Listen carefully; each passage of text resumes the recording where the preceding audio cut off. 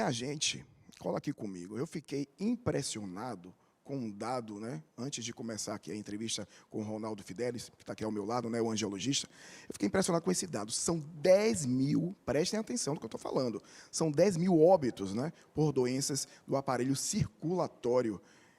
Minha gente, só nesse ano já tem esse dado, né? Só 2023. Estou falando de 10 mil óbitos só esse ano de 2023. Né? E aí eu já começo primeiro agradecendo a sua presença. Muito obrigado aqui para participar, né, aqui do nosso quadro Sempre de Saúde. Já quero começar a falar aqui de que maneira a gente pode, né, se prevenir, doutor, com relação a isso. Porque esses dados realmente chamam muito a atenção. As pessoas são dispersas com relação a essa questão, né, essa questão de saúde. Boa tarde, Léo. Boa tarde a essa audiência maravilhosa do programa Universo. Eu que acompanho esse programa aqui. Fico feliz de, em pleno feriado, a gente está tendo espaço para falar de saúde, que é, afinal de contas, nosso bem maior, nosso patrimônio maior. E a sua pergunta, Léo, ela é perfeita, porque a prevenção, ela faz todo sentido quando falamos de uma doença que é um grupo de doenças, na verdade, mas que, ao mesmo tempo, está sendo muito frequente. As doenças do aparelho circulatório são hoje as doenças que mais matam no mundo, não é só na Bahia. E negligenciado pelas pessoas, né? Exatamente. Só que é aquela história, uma coisa que vai ficando muito frequente, ela pode cair na armadilha de ficar comum e as pessoas acharem que tem que ser assim, que é uma coisa normal.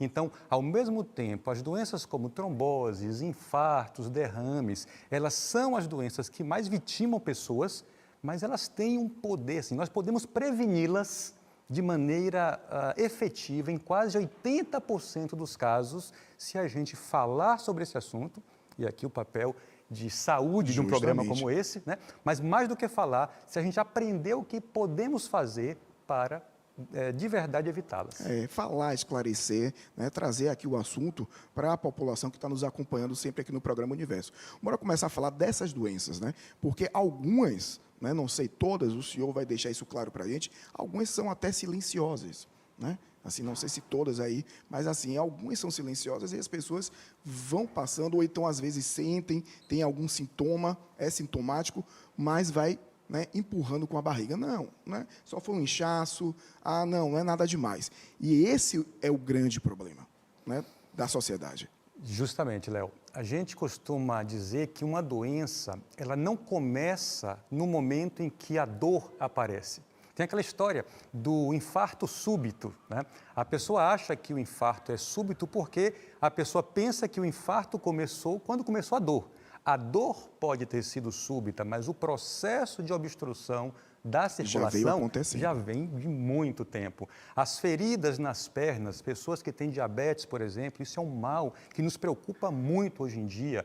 Tem uma estatística que diz que a cada 1 minuto no mundo, 3 pessoas sofrem uma amputação de perna por conta de obstrução da circulação que vem do diabetes e da hipertensão. E isso poderia ter sido evitado se fosse falado e esclarecido a tempo para evitar a consequência. A ferida não é o começo da doença, a ferida já é um processo avançado de doença, mas às vezes até ela aparecer, a pessoa não sente nada ou sente alguma coisa que não deu muita bola, que achou que é assim mesmo, a perna estava inchada, cansada, uma dormência, um formigamento, e a pessoa vai literalmente empurrando com a barriga sem esclarecer isso, e aí acaba acontecendo a consequência que a gente não queria. Chegar a óbito, vocês viram aí, né? Esses dados, como eu comecei aqui a entrevista, 10 mil óbitos já, só agora em 2023. Bora começar a exemplificar essas doenças, né? Para quem está acompanhando a gente.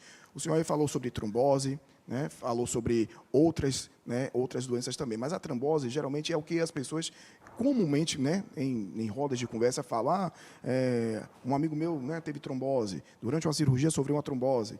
A trombose seria exatamente o quê e como é que isso é desencadeado? Vamos lá.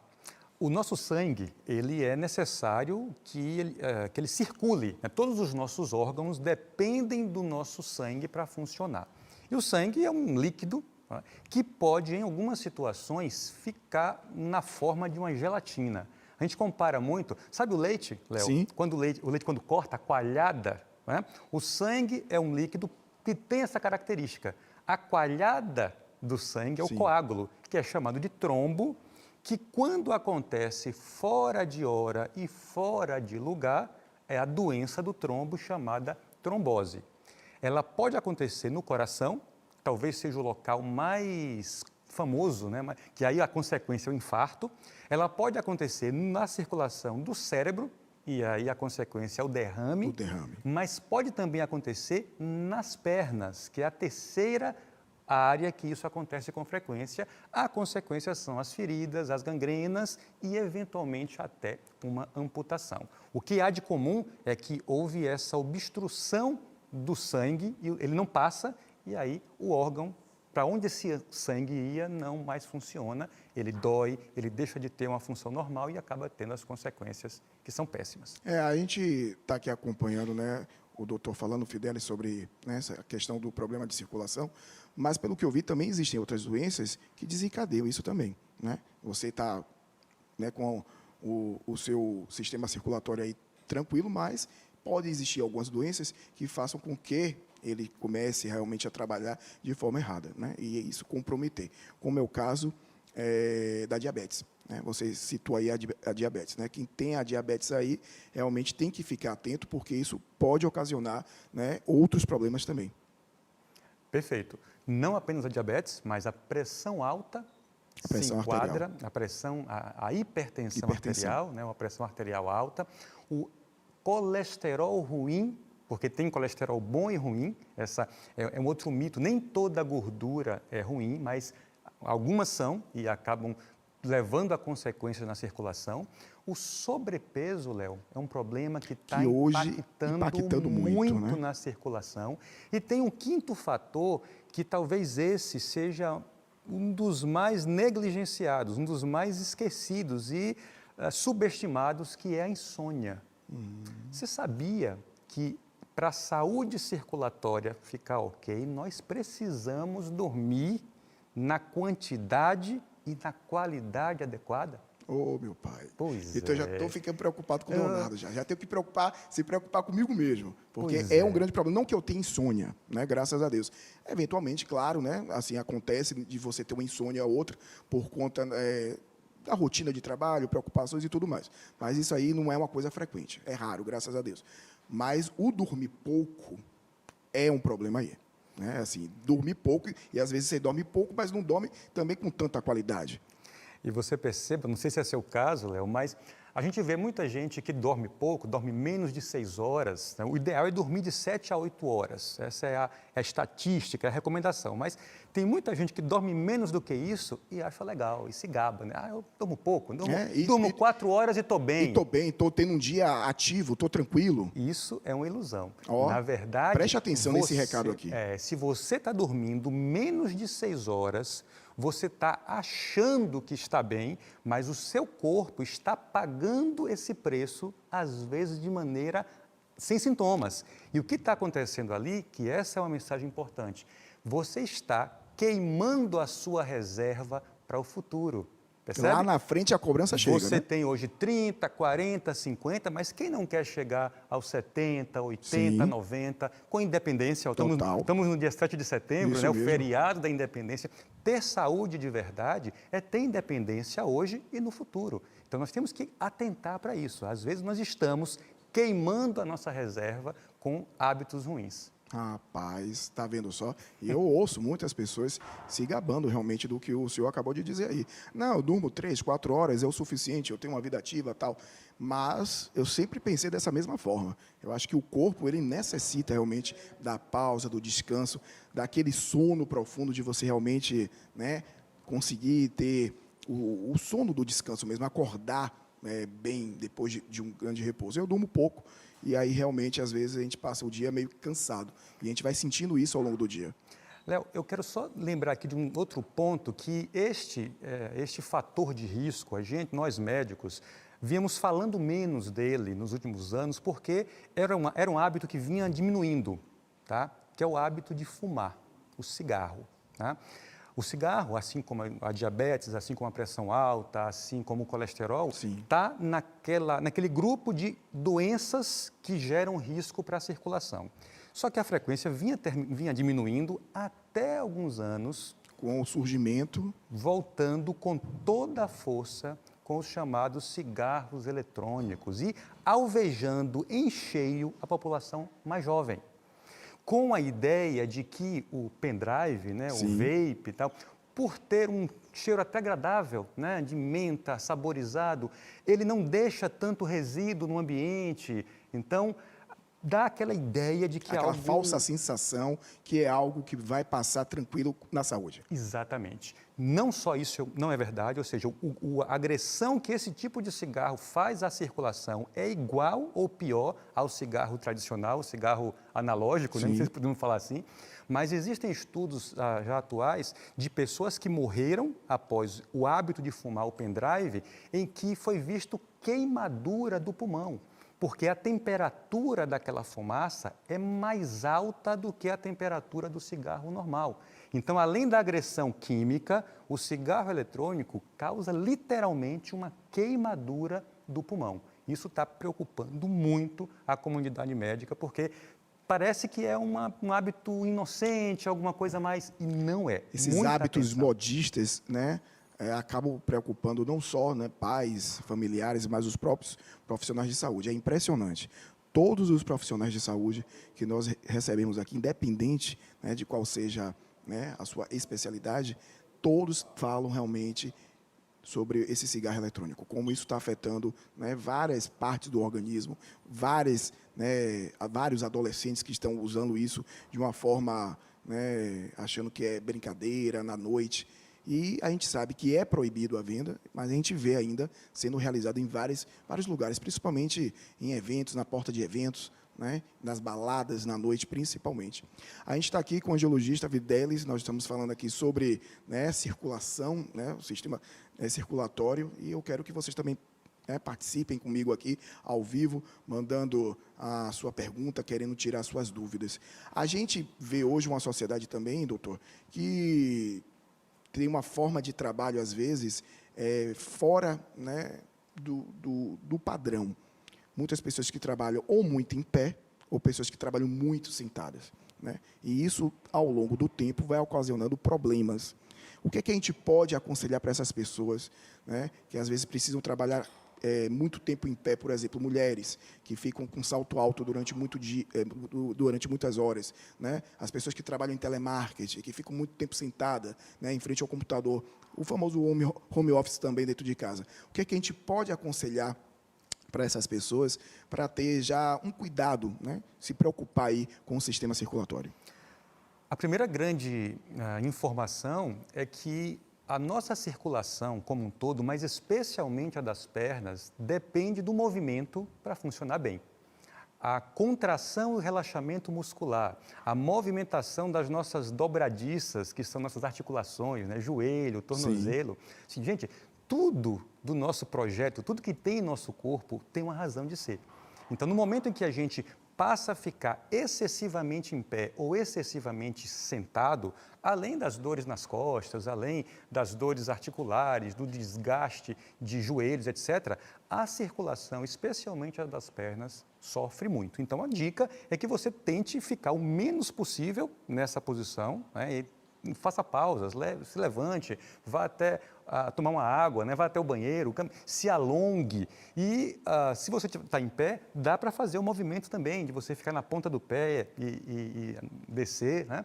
É claro que o salto alto, como você bem falou, Léo, ele atrapalha. O salto alto, se a gente imaginar, ele justamente impede a movimentação natural do nosso tornozelo. Sim. Então, quanto mais rasteiro o calçado, melhor. E se a mulher quer ficar mais elegante, né, quer algo mais alto, pode ser mais aquela linha da plataforma, em que a parte da frente ela é também mais elevada. Então, é perceber se o movimento do tornozelo está se fazendo corretamente. Quanto mais você faz, mais a bomba da circulação funciona bem. E eu quero abordar agora a importância do check-up, né, que é a prevenção sempre, que as pessoas às vezes esquecem que é necessário fazer esse check-up, né, doutor? Falar um pouquinho dessa importância, porque eu sei que quem está assistindo a gente fica com aquela acomodação que é muito peculiar em muitas pessoas. Pois é, Léo, esse termo, que é até um termo do inglês, né, o check-up, mas que foi incorporado no nosso dia a dia, ele se refere a justamente uma revisão. É você não esperar o problema acontecer para descobrir ou para começar a tomar as providências. O check-up ele faz parte ele é composto por uma avaliação médica, no caso do especialista que cuida das doenças circulatórias de um modo geral, é exatamente o angiologista, que pode ou não ser um cirurgião vascular, às vezes o mesmo médico ele tem as duas atuações, mas é uma avaliação médica que pode e deve ser complementada com exames não invasivos. Existe o chamado Doppler vascular, ultrassom. É um exame que não tem injeção, é um exame que não tem nenhum risco de ser feito e nesse exame, logo na sequência da consulta, pode-se avaliar a circulação da perna, do pescoço, do braço, ou seja, uma avaliação geral de se a coisa está fluindo bem, se o sangue está indo bem e frequentemente a gente consegue identificar alguns problemas iniciais que, se tratados ali, se orientados às mudanças de hábitos e deixar claro, pessoal, que a ideia do check-up não é necessariamente tomar um remédio ou fazer uma cirurgia, não. Se você faz o check-up, ele passou dos 40 anos e você faz essa avaliação, pode ser que uma mudança de atitude, uma correção da sua alimentação, um estímulo para uma atividade física adequada, um cuidado com o sono, como falamos agora há pouco. Justamente. Aqui, medidas assim já podem significar mais independência e mais saúde na sua terceira idade. E quem não quer viver mais e viver melhor, Léo? Falou tudo, né? Quem não quer viver com tranquilidade, né? Sem preocupações com doenças, né? Problemas de saúde. Agora, a gente falando sobre tecnologia, né? Você falou aí sobre o Doppler, né? O exame. Como é que a tecnologia hoje na medicina ela avançou para esses cuidados com relação ao sistema circulatório? Nós temos disponível em consultórios, em ambientes até de menor complexidade, estou falando aqui de consultórios, de clínicas, de ambulatórios da própria rede pública, o acesso a exames de altíssima qualidade, com imagens bastante informativas, Léo. Isso é verdade, a tecnologia médica avançou muito, mas eu ressalto que nada substitui a conexão com o profissional médico. A consulta médica, a história, as queixas ou a ausência de queixas. Às vezes a pessoa tem, por exemplo, uma menor sensibilidade nos pés. Isso é uma coisa interessante e importante de dizer. Os diabéticos, por exemplo, o maior problema não são as dores nas pernas, é justamente a falta de dor. A pessoa com diabetes que não está controlando bem, ela pode perder a sensibilidade e passar a não sentir dor no pé, a passar a não sentir uma queimadura, um asfalto quente, uma areia da praia que ficou ali. A pessoa andou na areia quente, a outra pessoa reclamou e a pessoa, não, eu andei na areia e para mim estava normal. Perde essa sensibilidade, né? Exatamente. E isso, quando você conversa com o seu médico, com a sua médica, explica, um dado como esse, por exemplo, pode ser um sinal de alerta de que alguma coisa não anda bem na circulação e se você não agir, daqui a algum tempo pode vir a ferida, a erisipela, aqueles ferimentos que aí sim são uma grande preocupação.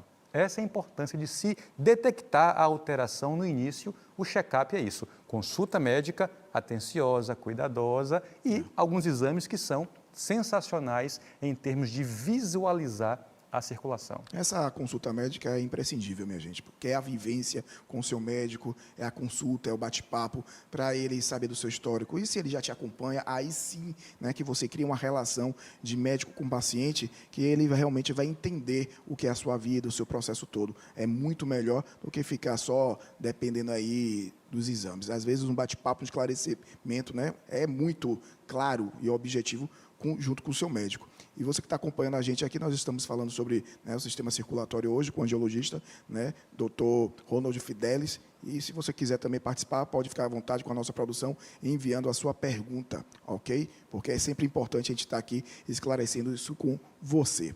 No início da nossa entrevista, a gente abordou aqui a questão do sobrepeso, né, que é uma realidade hoje na sociedade, né, os números relatam, né, a quantidade de pessoas que estão com sobrepeso e pessoas também que estão com a obesidade.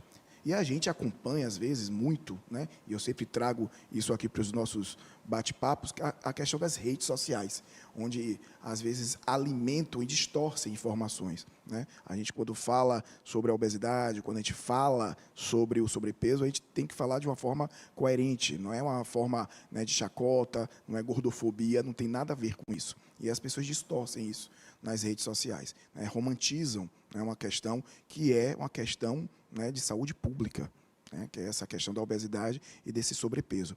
E eu queria ouvir um pouco do senhor com relação a isso, desse descuido que as pessoas têm com relação à sua própria alimentação, né, com, às vezes, romantizar algo que não é para ser romantizado, e sim se preocupar e esclarecer. Sem dúvida, Léo. Romantizar, distorcer, politizar assuntos que são da mais alta seriedade é um grande problema que a gente vê hoje. Nas redes sociais, especialmente, a informação ela é muito abundante, é muito de fácil acesso, mas informação de fácil acesso não significa informação de qualidade, né? Então, é por isso que nós temos que trazer esses assuntos em canais sérios e canais respeitáveis, como é o programa Universo aqui. A obesidade, Léo, assim como o diabetes, assim como a pressão alta, assim como o colesterol, é uma doença crônica, é uma doença multifatorial, tá? Não é uma coisa simples, tanto é que são vários profissionais que cuidam desse problema. O que assusta é que ela é talvez a doença que mais cresce em números no mundo. A gente vê, há pouco tempo era metade da população, hoje já tem números que apontam para que 2/3 ou até 3 em cada 4 pessoas no mundo está acima do peso, e a questão ela é complexa, afeta vários sistemas da nossa saúde, mas a circulação sofre de saída, assim. Pense que especialmente as nossas pernas, as veias das pernas, elas ficam literalmente sobrecarregadas com excesso de peso. É como uma mangueira que você abre a torneira, mas tem um pé ali pisando em algum ponto e a água não vai passar. Então, às vezes a pessoa sente dores nas pernas, inchaço, tem até aqueles vasinhos que já estão aparecendo, aquelas varizes que coçam, que ficam vermelhas, e às vezes nem tem ainda uma doença propriamente dita da circulação. É o sobrepeso, é o peso em excesso que está comprimindo aqui na altura da barriga, na altura das cadeiras, né? É como o pé que está pisando na mangueira e a mangueira não tem o problema ainda. Você tirar o pé, a água passa. Mas se você deixa aquela pedra ou aquele pé ali em cima da mangueira, uma hora o plástico da mangueira vai dilatando, começa a ficar tortuoso, começa a reter a água e os problemas acontecem, as feridas na perna. Então, a obesidade e o sobrepeso têm tudo a ver com saúde vascular, sim. Com relação ao derrame, um paciente que sofreu um derrame, né, mas, né, se recuperou, né, não teve sequelas, o que seria esse pós-derrame na vida dele? O que é que ele tem que aí mudar em relação à atitude, né, para não comprometer e não ter de novo, né, um próximo derrame? O derrame é um termo popular, Léo, que se refere ao acidente vascular cerebral. Normalmente é um problema circulatório da cabeça, né, do cérebro. E o cérebro é o órgão mais importante é o nosso grande síndico, né? Então, se falta sangue ou se tem um excesso, uma hemorragia numa área do cérebro, a consequência vai depender daquela área afetada. Então, a pessoa pode ficar com o braço esquecido, uma perna meio sem firmeza, um lado inteiro do corpo, a fala, a visão. Então, são várias as possíveis manifestações. Uma vez que aconteceu, a primeira coisa é justamente uma avaliação médica para interromper o processo. Tudo que nós não podemos deixar acontecer é um outro derrame, né? Uma vez que o processo foi controlado, a pressão ela baixou, voltou para o normal, a circulação foi desobstruída, quando isso é o caso de ser feito, entra-se no processo de reabilitação. E é claro que a reabilitação, ela envolve cuidados alimentares, cuidados em relação às medicações. Normalmente, quem teve um derrame precisa de um ou mais remédios, né? Mas nós temos que interferir nos hábitos das pessoas também. O remédio é só uma parte da história, a reabilitação é outra parte, mas para não voltar a ter um derrame, repito e bato nessa tecla aqui, saúde circulatória vem de bons hábitos e são esses hábitos que estão sendo esquecidos no dia a dia das pessoas. Agora, doutor Fidelis, uma questão sobre as varizes, que a gente aborda sempre como se fosse uma questão apenas estética, né? Principalmente para as mulheres. Quando a gente fala sobre varizes, o pensamento é só estético. Poxa, minhas pernas com varizes e tal. Mas bora falar sobre questão realmente de saúde. Além dessa questão estética, em que todas, né, principalmente mulheres, né, se preocupam muito, onde é que está aí, né, onde é que mora o risco, onde é que mora o perigo das pessoas que têm varizes e não se cuidam? Excelente pergunta, Léo. Na verdade, varizes e vasinhos são também uma questão estética. O erro está justamente em achar que é uma questão apenas estética. Aliás, a diferença entre varizes e vasinhos, perguntam muito para a gente isso, é o tamanho. Tá? Pense que se fosse uma árvore, as varizes são o tronco e a raiz, e os vasinhos são os galhos e as folhas. Então, fazem parte da árvore, a diferença é só o tamanho, ou seja, são a mesma coisa em tamanhos diferentes. E o que aparece então, primeiro... os vasinhos podem se tornar varizes. Ou os vasinhos já podem significar varizes, mas como raízes estão escondidas. Entendi. Então, Okay. aí, essa vem a questão. Se você acha que aquele vasinho, aquele tracinho vermelho, roxo, esverdeado, que incomoda, a mulher bota um short mais curto, um dia como hoje, desse sol maravilhoso, vai na praia, aí olha no espelho aquele vasinho que incomoda, isso é um desconforto estético, mas não é apenas um tracinho na pele, não é uma mancha. Tá? Eu acho que é aí que mora o perigo. Achar que tratar o vasinho como quem passa um creme, como quem faz alguma coisa superficial, vai resolver. O vasinho, ele sempre significa que tem alguma coisa que não está completamente funcionando bem na parte mais interna. Se você fica só tratando a superfície, é igual você pintar uma parede que está com um vazamento, tem um cano pingando lá dentro, né? Você vê aquela mancha de infiltrado ali e chega e chama o pintor. Ele vai descascar, tirar a massa corrida, vai dar outra massa corrida, vai pintar. O que é que vai acontecer? Daqui a pouco volta a mancha, porque o cano continua pingando lá dentro. Nós temos que identificar o cano, consertar o cano para poder pintar de novo. E hoje dá para fazer esse conserto do cano sem quebrar a parede. Sem cirurgia, no caso? Isso, perfeito. Como é bom falar com pessoas inteligentes. Quebrar a parede era a cirurgia de varizes, tá? Hoje, com laser, hoje com a espuma, hoje com métodos não invasivos, nós conseguimos consertar esse cano, identificar primeiro com o Doppler, né? E consertá-lo sem precisar de quebrar a parede, sem precisar de ir para um centro cirúrgico, sem um corte, sem anestesia e sem precisar sequer de repouso. Olha que maravilha. Quero agradecer mais uma vez também, né, aqui ao Dr. Ronald Fidelis, angiologista. Nós batemos um papo muito bacana sobre esses problemas circulatórios. E ele foi muito claro, ele foi muito objetivo, né, aqui com todos os assuntos. Dr. Fidelis, muito obrigado. Quiser também deixar aí, né, o seu contato, deixar aí as suas redes sociais, é importante para o nosso telespectador. Primeiro dizer que uma alegria para mim fazer parte desse universo de informações, de imagens aqui inspiradoras e contribuir com informações em saúde, que é algo, repito, o nosso maior patrimônio é a nossa saúde e temos que cuidar dela. Na minha rede social é @dr.ronaldfidelis, @dr de doutor, Ronald Fidelis. Nós temos uma quantidade muito grande de informações sobre saúde, com informações da fisioterapia, da nutrição, da psicologia e informações médicas gratuitas para quem se interessar. E eu recomendo que se interessem pela saúde de vocês e das suas famílias. Muito obrigado.